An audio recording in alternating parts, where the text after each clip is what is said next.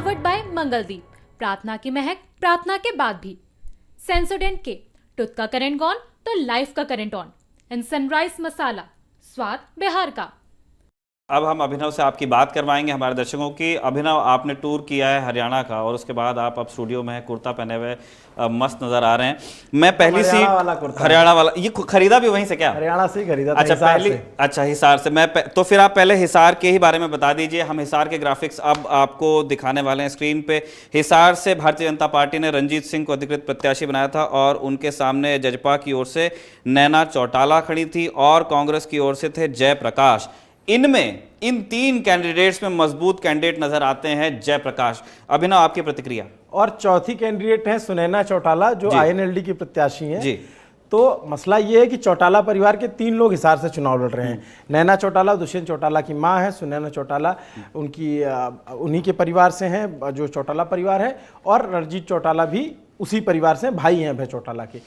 तो 3 चौटाला परिवार और जेपी, जो कभी ताऊ देवीलाल के करीबी हुआ करते थे। तो एक तरीके से आप देखेंगे तो हिसार चौटाला परिवार की अच्छी खासी राजनीति का केंद्र रहा। हिसार में 5 सीटें जेजेपी को, जो हिसार लोकसभा है उसकी 4-5 सीटें तो जेजेपी के पास थी पिछले विधानसभा चुनाव में।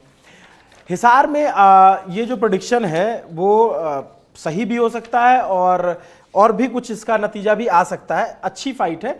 मेन मुकाबला 2 लोगों के बीच है, जेपी और बीजेपी के रणजीत चौटाला के ऊपर। अब आप देखेंगे यहाँ पे कि बीजेपी ने जो फॉर्मूला सेट किया था 75 साल वाला, आप उसको क्रॉस करके रणजीत चौटाला को जो है बीजेपी टिकट देती है, क्योंकि उसको यहाँ पे जाट वोट साधने थे।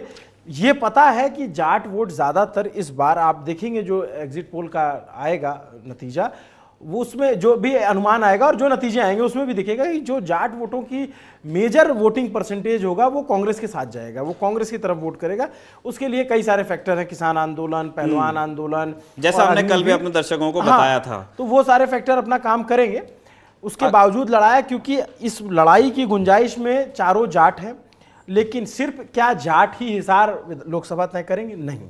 हिसार बहुत बड़ी लोकसभा है। हिसार में आदमपुर की सीट है जहां से कुलदीप बिश्नोई जीत कर आते हैं, तो वहाँ बिश्नोई वोट बैंक अच्छा है। अदर ओबीसी वोट बैंक बहुत अच्छा खासा हिसार की लोकसभा में, प्लस पंजाबी वोटर जो हैं वो भी अच्छी खासी संख्या में है।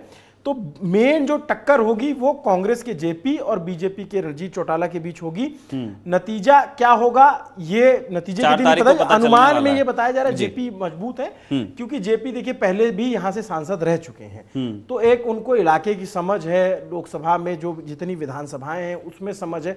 प्लस ये माना जा रहा है कि जो वोट जेजेपी को मिले थे पिछले विधानसभा चुनाव में, और वो वोट जो है उसका शिफ्ट, जो शिफ्ट देखने को मिलेगा वो कांग्रेस की टूवर्ड्स देखने को मिलेगा। आगे बढ़ेंगे अब अभिनव, हम करनाल में जाएंगे जहां पे मनोहर लाल खट्टर, पूर्व मुख्यमंत्री हरियाणा के, वो भारतीय जनता पार्टी के प्रत्याशी थे। उनके सामने दिव्यांशु बुद्धिराजा माफ कीजिए, कांग्रेस से उनको टिकट मिला था। हमारा exit poll India Today Axis My India का कहता है सीट स्पेसिफिक कि मनोहर लाल खट्टर एक मजबूत प्रत्याशी के रूप में नजर आते हैं। बिल्कुल निश्चित है, मनोहर लाल खट्टर मुख्यमंत्री रहे हैं 9 साल, तो एक मजबूत प्रत्याशी नजर आएंगे। और मजबूत नजर आने की सबसे बड़ी वजह जो आपको बताऊं वो ये है कि अगर पूरे नॉर्थ इंडिया में या पूरे इंडिया में आप देखेंगे तो सबसे ज्यादा मार्जिन से कोई सीट भाजपा ने जीती थी, तो दूसरे नंबर की सीट थी करनाल, लगभग 6 लाख वोटों से जीते थे।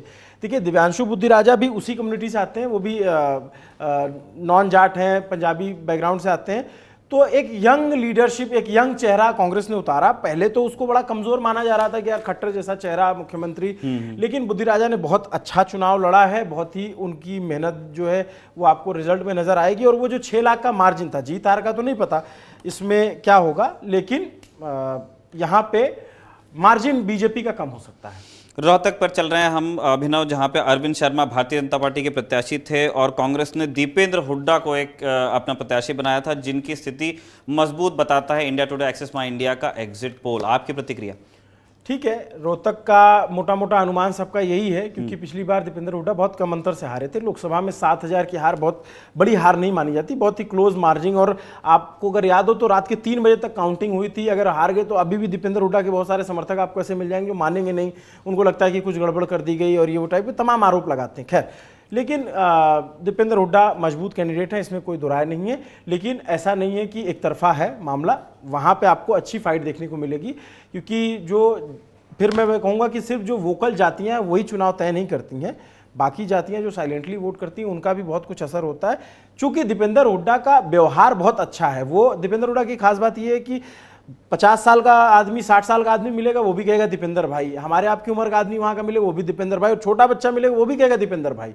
तो एक कनेक्ट बनाते हैं दीपेंद्र, तो इसलिए उनको स्ट्रॉन्ग कैंडिडेट दिखाया जाए। आखिरी सीट जो हम हरियाणा की डिस्कस करना चाहते हैं, सिरसा से अशोक तंवर भारतीय जनता पार्टी के प्रत्याशी और कुमारी शैलजा बड़ी नेता हैं कांग्रेस की, वो यहाँ से प्रत्याशी थी और प्रिडिक्शन कहता है कि वो एक मजबूत प्रत्याशी हैं। देखिए दोनों कैंडिडेट जो हैं इनका कांग्रेस का ही बैकग्राउंड है। कुमारी शैलजा भी कांग्रेस में पीसीसी चीफ रही हैं, अशोक तंवर भी पीसीसी चीफ रह चुके हैं। दोनों इस सीट से एमपी रह चुके हैं, अशोक तंवर भी रहे हैं और कुमारी शैलजा भी रही हैं। कुमारी शैलजा को जो ये प्रेडिक्शन है वो मजबूत इसलिए बता रहा है क्योंकि वहाँ कास्ट इक्वेशन भी कुछ इसी तरीके का बन रहा है, प्लस वो पंजाब से लगी सीट है, किसान आंदोलन का अच्छा खासा असर है, दलित वोट में कुमारी शैलजा की अच्छी पकड़। कुमारी शैलजा थोड़ा दूसरे तरह की नेता है, वो बहुत ज़्यादा वाचाल या बोलने में उतना आपको स्मार्टली नहीं दिखेंगे, लेकिन उनकी पॉलिटिक्स बहुत स्मार्ट है। लेकिन अशोक तंवर ने भी बहुत अच्छा चुनाव लड़ा, गांव-गांव मेहनत की है, रिजल्ट जो होगा वो देखने को मिलेगा। लेकिन हाँ, ये जो है ये बात है कि कुमारी शैलजा को ज़्यादा मजबूत कैंडिडेट माना जा रहा है।